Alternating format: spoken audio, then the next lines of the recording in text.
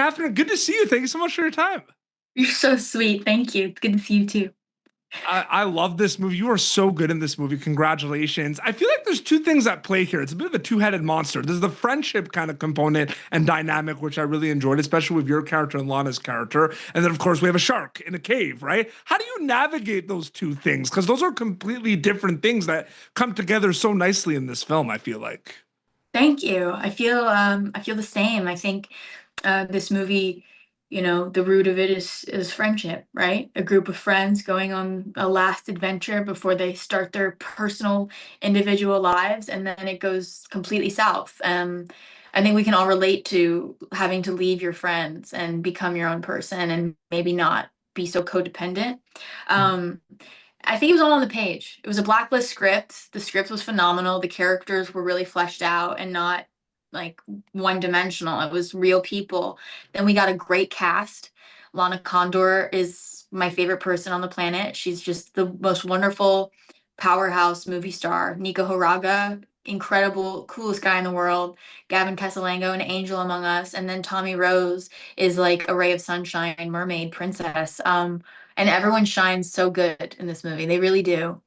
And Jeff Wadlow, he really knew what he wanted, right? Mhm. So we had like a week of rehearsal. I had just finished Ready or Not. I had 2 days off, and then I went straight into this movie and got my diver certificate and all that stuff. And then we did rehearsal, and it was all about those scenes, really making sure they felt phenomenal just in the room. And they Yeah. did. It was almost like doing a play. Like the movie worked with no shark.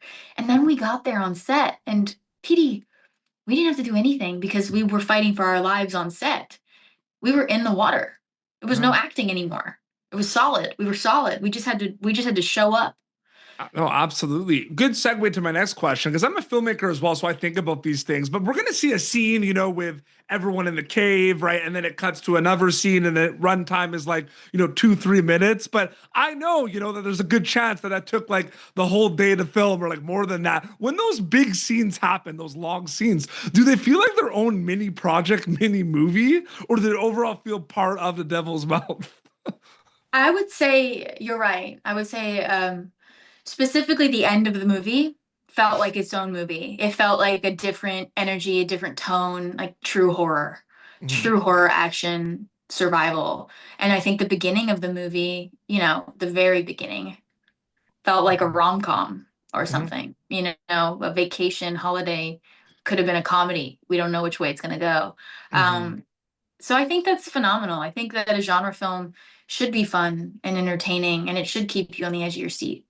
Absolutely. And then last question, it's all storytelling at the end of the day. I mean, you have an incredible body of work and different characters, different worlds, different characters, but all storytelling. How separate are past things compared to something like Devil's Mouth? Like, do you bring kind of mindsets or preparations from Ready or Not Society to something like this? Or are they completely separate once you wrap them? It's a good question. I think as a filmmaker, you learn that every movie you do is like your first film. Yeah. It doesn't matter how many movies you've done. It doesn't matter if you've never made a movie and I've made 100. When you and I work together, we've never had an experience like this before. So Mhm. I had no expectations, and that's the truth. I think I approach every movie like I've never done one before. That's really well said. And I love this one and perfect for the summer, shark season, The Devil's Mouth on Prime Video. Can't wait for them to check it out. So great chatting with you. Thank you so much and Thank you. congratulations. Thank you, Petey.